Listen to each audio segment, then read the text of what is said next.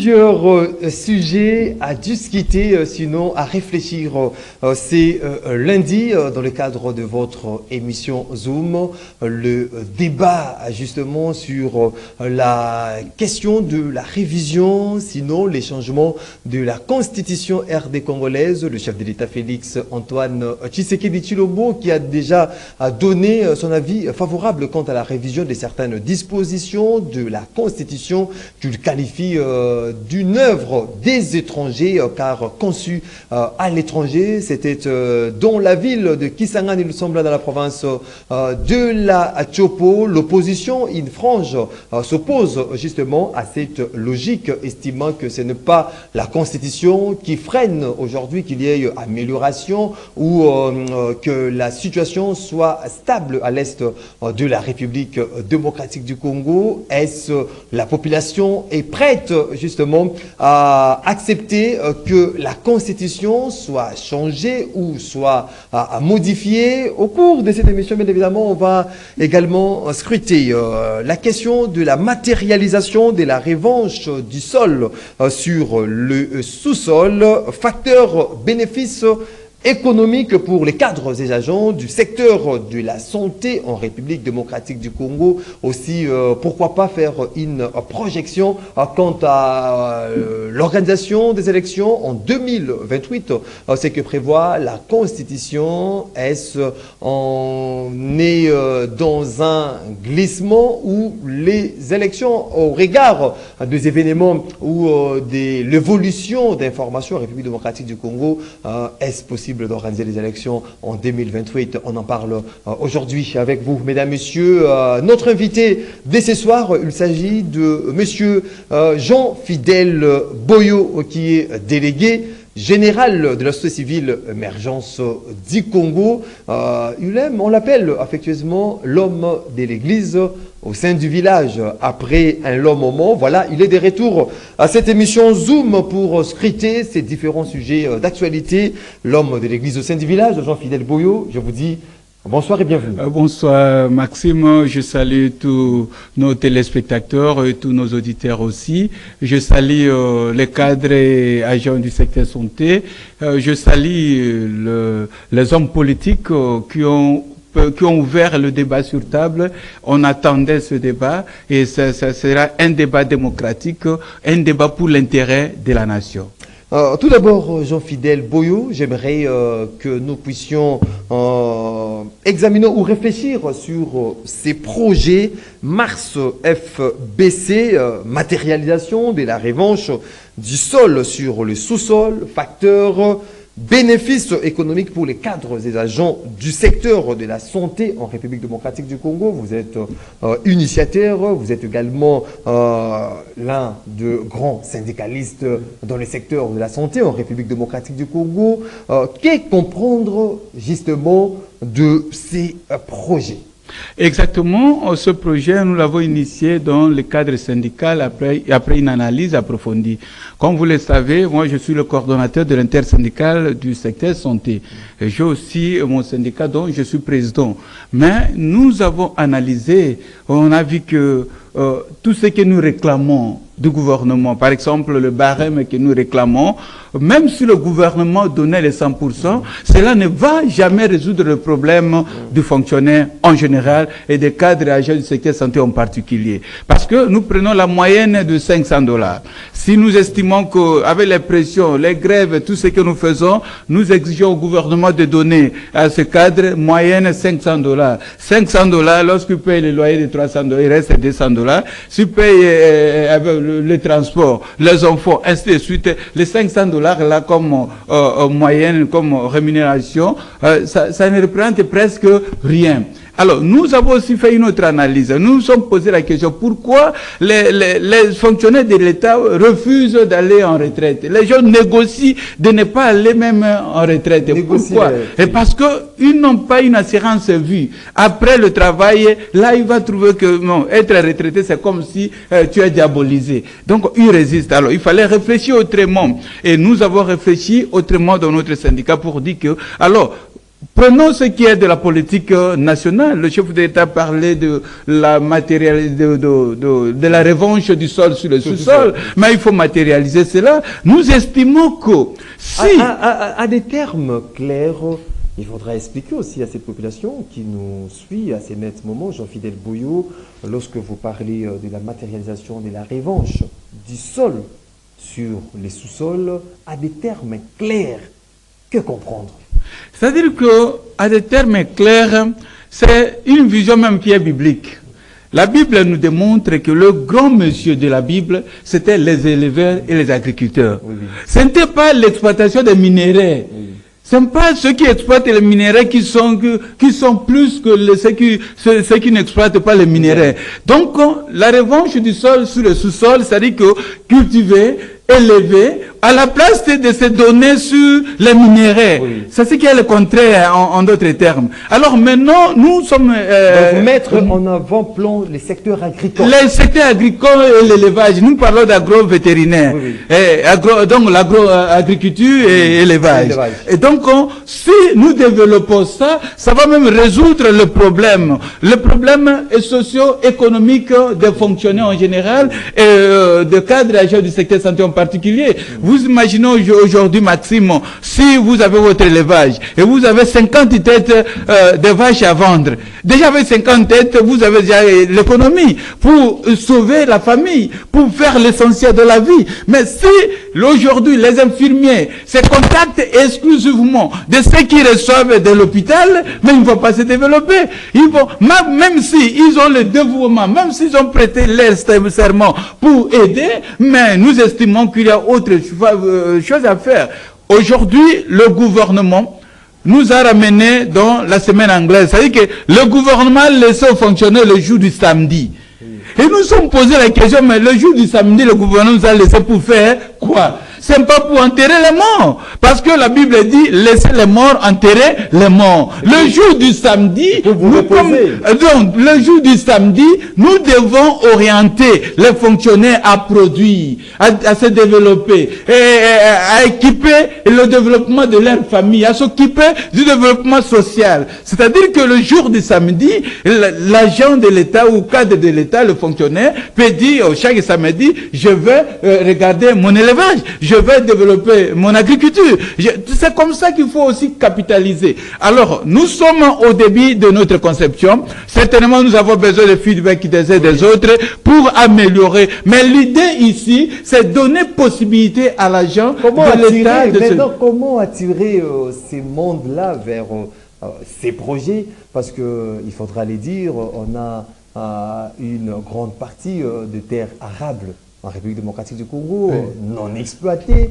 Aujourd'hui, beaucoup plus la population est fixée vers le minerai, comme vous venez de le dire, le bureau de l'autre côté. Comment stimuler cette population à se donner à l'élevage, se donner à l'agriculture, justement pour rendre aussi ces facteurs économiques qui est bénéfice économiquement si vous lancez dans cette affaire. Nous sommes dans le montage des étapes à suivre, mais nous allons commencer d'abord par la sensibilisation. C'est comme ça que nous sommes passés dans ce micro pour déjà informer notre idée, notre pensée. Comme ça, nous aurons le feedback pour la correction, ainsi de suite. Il faut sensibiliser le fonctionnaire de l'État.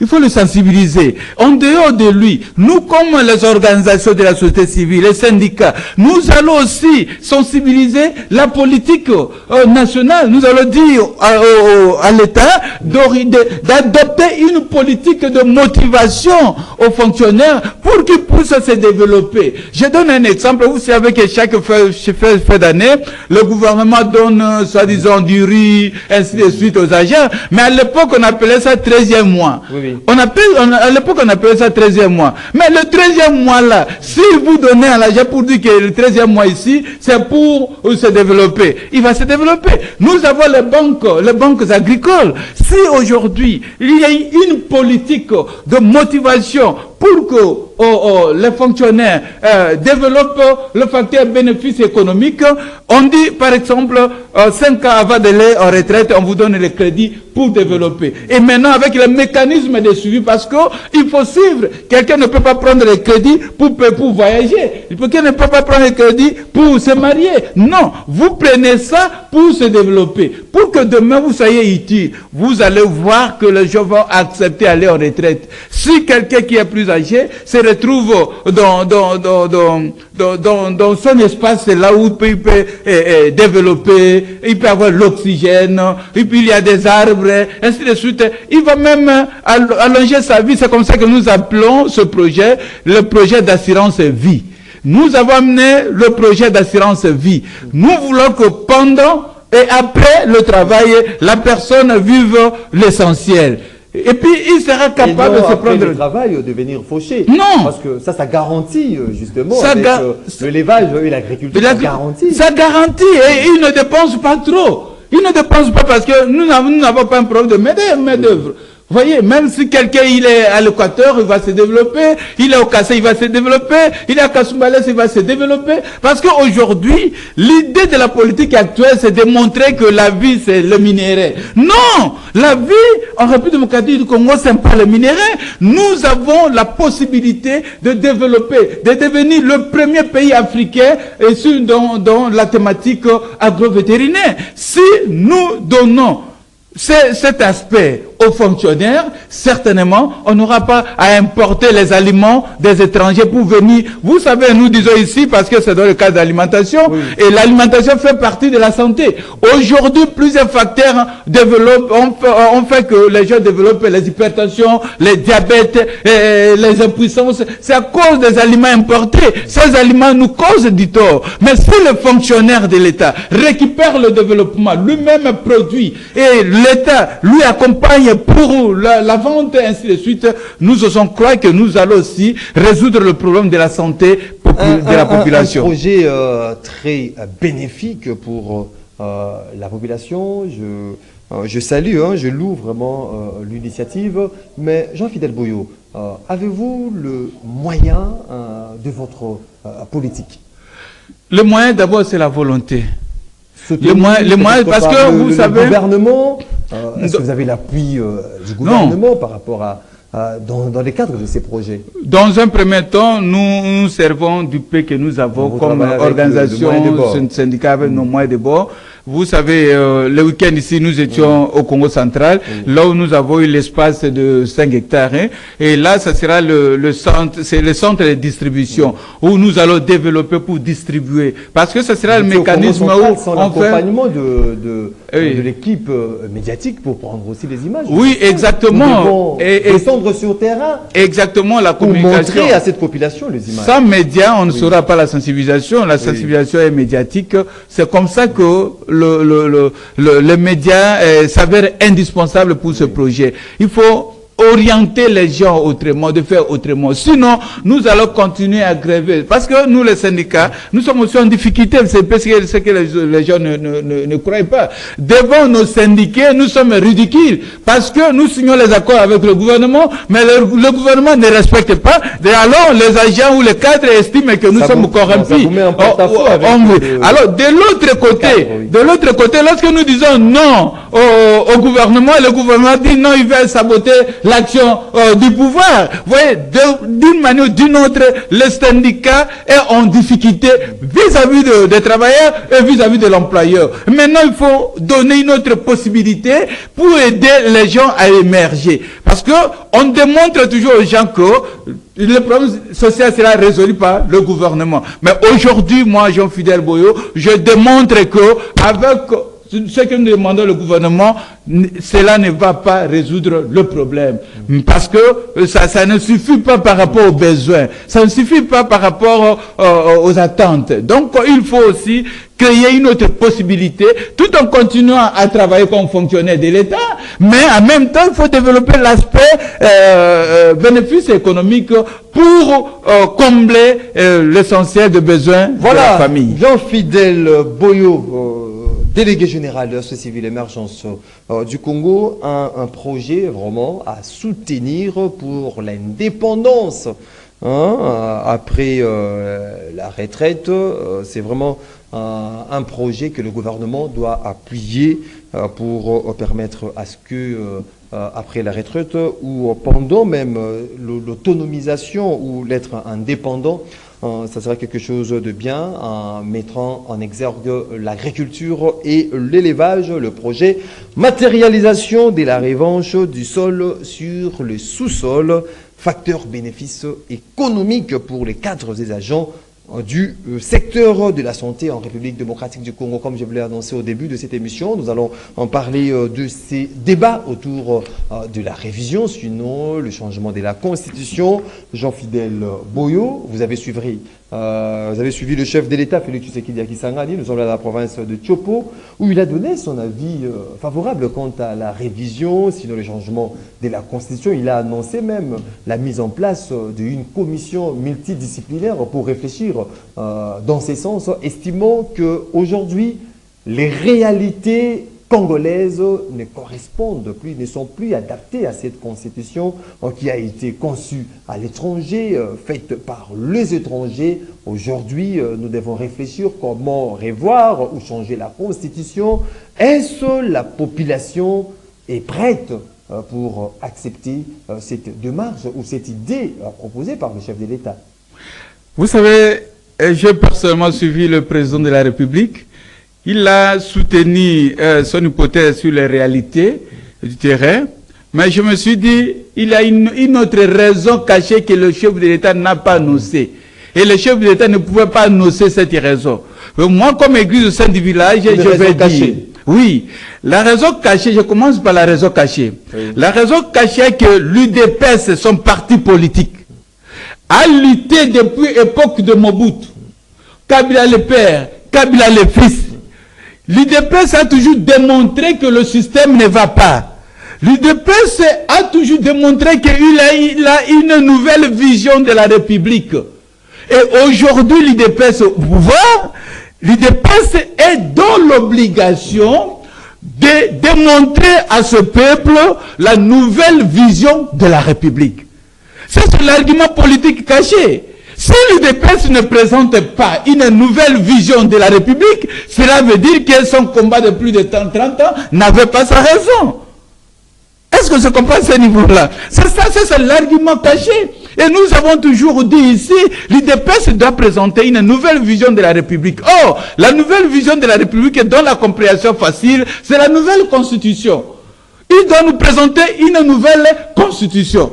Mais le chef de l'État ne peut pas pousser cet argument. Il ne peut que parler de ce qui est la réalité. La Constitution dont lui-même, Félix Tshisekedi, s'est opposé en 2016 plutôt, pendant que Kabila voulait que certaines dispositions soient changées. L'UDPS était dans la rue avec Etienne Tshisekedi, Félix-Antoine Tshisekedi, pour s'opposer à cette constitution, étant défenseur. À ce moment-là, il défendait cette constitution. Qu'est-ce qui fait qu'aujourd'hui, la constitution dont défendait l'UDPS à l'époque, aujourd'hui, soit qualifiée d'une œuvre étrangère, non, mais par les étrangers? Non, cet argument est fondé. Vous savez qu'il y a eu 21 experts, disons des professeurs, les experts internationaux qui ont contribué à cette constitution. Sur les 21, 13 sont des étrangers. Mais la majorité, c'est l'étranger. 13 sont des étrangers. Mais à ce moment la République démocratique du Congo n'a que 8. L'astuce des étrangers en 2016 n'existait pas. Vous n'avez pas brandi cette astuce. Non, c'est-à-dire qu'aujourd'hui, même ceux qui n'étaient pas à l'époque, aujourd'hui, ils sont devenus aussi adultes. À l'époque, ceux qui étaient mineurs sont devenus aujourd'hui adultes. Et comme a dit, ils ont aussi le droit. La Constitution nous garantit la liberté de penser. Chaque Congolais est libre de penser, de critiquer ce qui était passé. Quand c'est bon, on dit c'est bon. Quand c'est pas bon, il faut dire que c'est pas bon. La majorité des experts qui ont travaillé sur cette constitution sont des étrangers. 13 sur 21. 13 sont des étrangers, 8 sont des Congolais. Vous voyez, et cela a été fait à l'étranger. On a mis les Congolais dans les conditions des étrangers. À un certain moment, on doit se le dire que ça, c'est déjà passé, mais nous vivons avec cette constitution. C'est notre constitution. Et aujourd'hui, ce que nous estimons, j'ai entendu les uns des autres parler de modification de la constitution, changement de la constitution, mais nous avons expliqué, expliqué dans la compréhension simple de la communauté. Lorsqu'on parle de modification de la constitution, c'est comme une construction où vous avez des cassures dans les murs et il faut dire on peut réparer ces cassures. C'est ça en fait la modification de la constitution. Si on parle du changement ou révision de la constitution, c'est la réhabilitation d'une maison.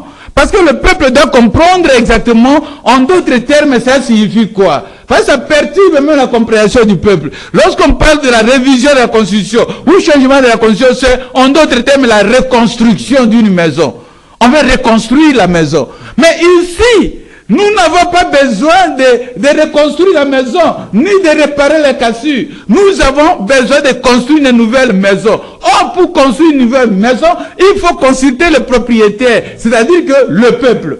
Alors, il faut passer par le référendum. Le référendum, c'est la base de la construction d'une nouvelle maison. Et aujourd'hui, le chef de l'État doit ramener le peuple au référendum. On n'a pas besoin de modifier la Constitution. Il faut le référendum pour construire une nouvelle vision de la République, construire une nouvelle Constitution. L'émergence pour la société civile, l'émergence pour le Congo opte pour les changements de la Constitution. Le référendum.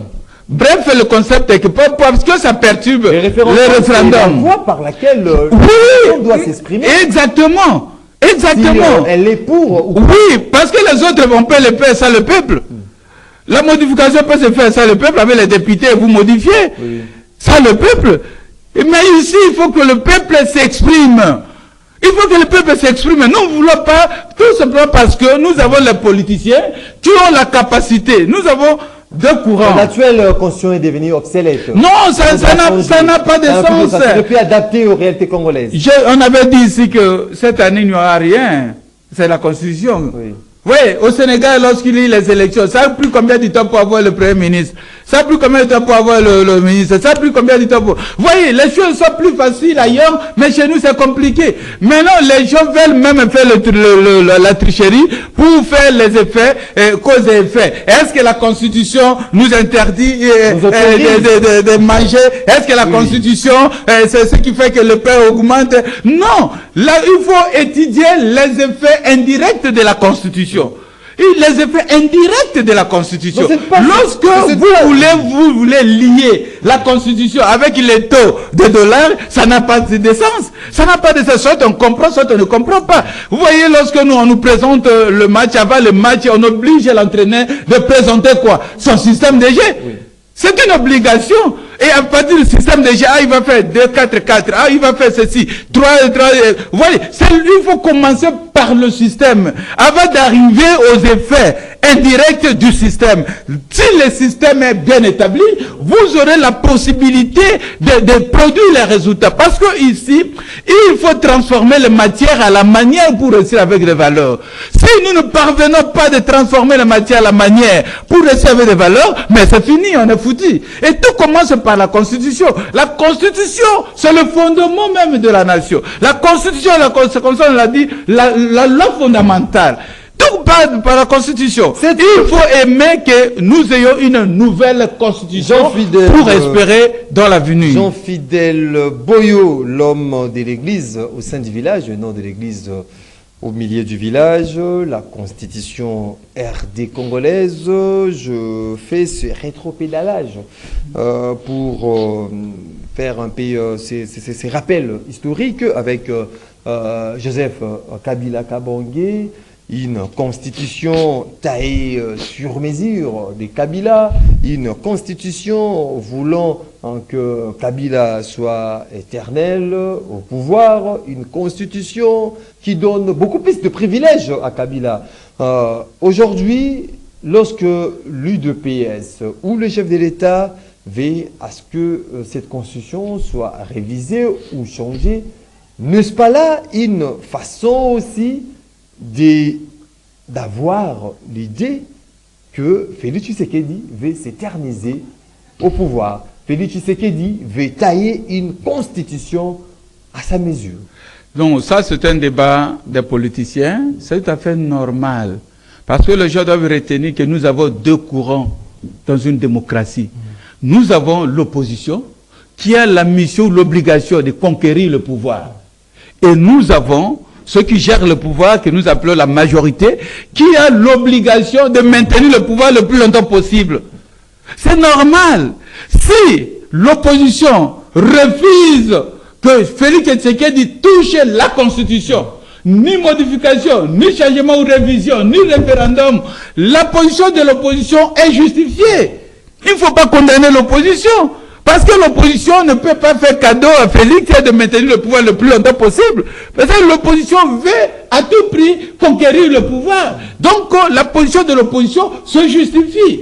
Raison pour laquelle vous voyez la position de l'IDPS lorsqu'il était à l'opposition, ce n'est pas la même position lorsqu'il a le pouvoir. Ça change. Et aujourd'hui, deuxième courant, c'est le courant du pouvoir en place. Si la majorité veut à tout prix modifier la Constitution pour conquérir le pouvoir le plus longtemps possible, c'est aussi légitime. Il ne faut pas les condamner parce qu'ils ont conquéri le pouvoir, ils doivent maintenir le pouvoir le plus longtemps possible. Ce sont les deux courants politiques qu'il faut accepter. Mais maintenant, qui est l'arbitre de tout ça? C'est le peuple.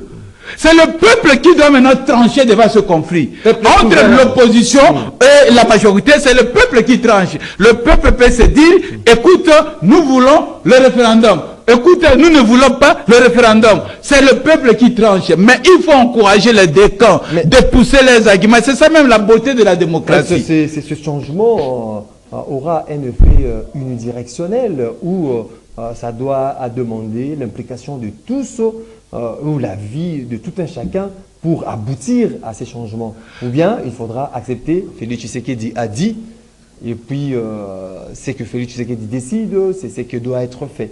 Non mais si ça c'est rêver comme ça, c'est rêver de trop. Parce qu'en d'autres termes, si nous voulons que tout le monde regarde dans la même direction, nous ne voulons plus l'existence de la démocratie. En d'autres termes, c'est ça. Si l'opposition ou le pouvoir regarde dans la même direction, il n'y a plus de la démocratie. Donc, il a accepté qu'il y ait l'opposition, accepter qu'il y ait la majorité, qu'on aille jusqu'au résultat et que tout le monde acclame que le meilleur gagne. C'est ça la démocratie. La démocratie, c'est le comportement. On ne peut pas faire que tout le monde soit dans la même direction. Sinon, en d'autres termes, nous voulons supprimer la démocratie dont nous avons accepté. Donc, je n'ose pas croire que tout le monde regardera dans la même direction. Parce que la démocratie ne veut pas que tout le monde regarde dans la même direction. Donc, la loi... Alors, ce qu'il faut aussi, et c'est très important de dire aux amis ici que, à l'époque de Kabila là, avec la constitution actuelle que nous avons, il y avait d'autres réalités. Et c'était normal. Il fallait même encourager. Moi, j'avais voté pour cette constitution parce qu'on avait trouvé que c'était une réponse au problème des belligérants, une réponse à la guerre. Et c'était normal, c'est acceptable. Mais aujourd'hui, les événements passent, les faits sociaux précèdent la loi, il y a plus de faits sociaux qu'il faut à ce que cette constitution ne soit plus crédible, ne soit plus capable de résoudre le problème. Raison pour laquelle nous disons qu'il faut aller au référendum. Aller au référendum. Jean-Fidèle Boyo, là on avait chuté déjà au troisième point de l'émission dès ce soir. Au regard de tous ces problèmes, constitution de l'autre côté, il faudra changer, réviser tout qu'on soit. Est-ce c'est possible qu'il y ait une élection en 2028 parce qu'on risque tellement qu'il y a des démarches visant à changer la constitution. Nécessairement, les acteurs politiques doivent se retrouver peut-être autour d'une même table, réfléchir pour aboutir à ces vœux du chef de l'État. Cela pourrait nous amener à un glissement, je ne sais pas quoi dire à ces nets moments, mais vous êtes de l'Église. au sein du village. Au sein du village, non de l'église au milieu du village. Pensez-vous qu'à l'allure où vont les choses, c'est possible que nous ayons les élections en 2028? J'avais dit dans ce micro ici que la République démocratique du Congo ne sera pas capable d'organiser les élections en 2028. Donc vous avez déjà prédit. Oui. C'est-à-dire que, vous voyez, ne faisons pas le jeu de la politique. Nous sommes de l'église au sein du village. Et il faut dire la vérité au peuple. Cette année 2024, c'est perdu, c'est fini. Il n'y a eu rien. 2024, installation des institutions. L'année prochaine, ça sera l'année des réformes. Parmi les réformes, le débat constitutionnel ici fait partie des réformes qu'il faut aborder l'année prochaine. Et si nous estimons que dans une année, on peut aboutir avec les réformes, mais l'année 2026, il faut tabler sur la loi électorale. Et l'année 2026, après la loi électorale 2026, nous sommes maintenant en 2027. En 2027, il y a passation du pouvoir entre l'actuel comité de la CENI et les entrants. C'est-à-dire que Kadima va céder son pouvoir à un autre Congolais en 2027. Et en 2027, il ne sera pas capable d'organiser les élections dans quelques mois. C'est en 2028, non plus. Celui-là sera dans l'obligation, le droit de réclamer. Aller aux urnes le 20 décembre de l'année 2020. Non, Maxime, les élections auront lieu entre le 2029 et 2031. Si nous prenons le milieu, c'est 2029, 2031. Oui, c'est-à-dire que c'est plus pratique et honnête de nous de faire ça. En moyenne, c'est en 2030 qu'on peut avoir les élections. Moyenne, c'est 2030 qu'on peut avoir les élections. Parce que il faut avoir les bonnes élections. Nous ne voulons pas les élections fabriquées. Il faut éviter les élections de machines de la maison. Tout ça, nous ne pouvons pas accepter une chose de son contraire. Nous devons faire une loi électorale capable de nous porter les résultats des élections, les résultats fiables. Or, tout ça, c'est l'organisation, c'est la planification. Vous savez, il y a quelqu'un qui m'avait dit comment nous sommes en 2024. Toi, tu commences à prédire en 2028. Je dis, il m'a dit, dans les nations, les cerveaux réfléchissent, il faut projeter. Vous savez, on dit toujours que gouverner, c'est prévoir. Vous allez prévoir en fonction de quoi? C'est en fonction des projections, en fonction des indicateurs que vous allez prévenir. Mais si vous gouvernez, vous n'avez pas de projections, vous ne serez pas prévenu. Raison pour laquelle nous estimons avoir contribué dans notre pensée pour dire au peuple congolais qu'en 2028, il n'y aura pas les élections. Les élections, c'est en moyenne, c'est 2030. Entre 2029 et 2031, qu'on peut avoir les élections. Et si les choses évoluent rapidement, c'est en 2030 que nous aurons les élections au République démocratique du Congo. Jean-Fidèle Boyo, les temps va tellement vite plus qu'une flèche. Nous sommes arrivés à la fin de notre émission de ce soir. Qu'est-ce que la population peut retenir en gros de tout ce qui a été dit? En gros, je dis aux fonctionnaires de l'État, dans la globalité, surtout les cadres agents du secteur santé, que nous avons initié un projet de bénéfices économiques. Il faut soutenir ça pour l'intérêt de tous, pour que nous puissions aussi nous développer nos familles et puis accepter les retraites pour ceux qui sont éligibles à la retraite. Et deuxièmement, par rapport au débat constitutionnel, en tant qu'organisation de la société civile, nous soutenons ce débat et que ce débat se fasse dans une approche démocratique, sans violence, mais pousser plutôt les arguments pour contredire les autres. Ça sera aussi un plus et ça sera aussi le plaisir pour notre pays. Et nous aussi, nous avons donné notre avis. Nous n'avons pas à nous imposer, mais nous avons aussi la liberté constitutionnelle d'exprimer notre pensée, nos analyses. Voilà, en bref, nous sommes ensemble, travaillons pour la nation congolaise. Travaillons pour la nation congolaise, c'est sous ces mots que nous mettons un terme, mesdames, messieurs, à cette émission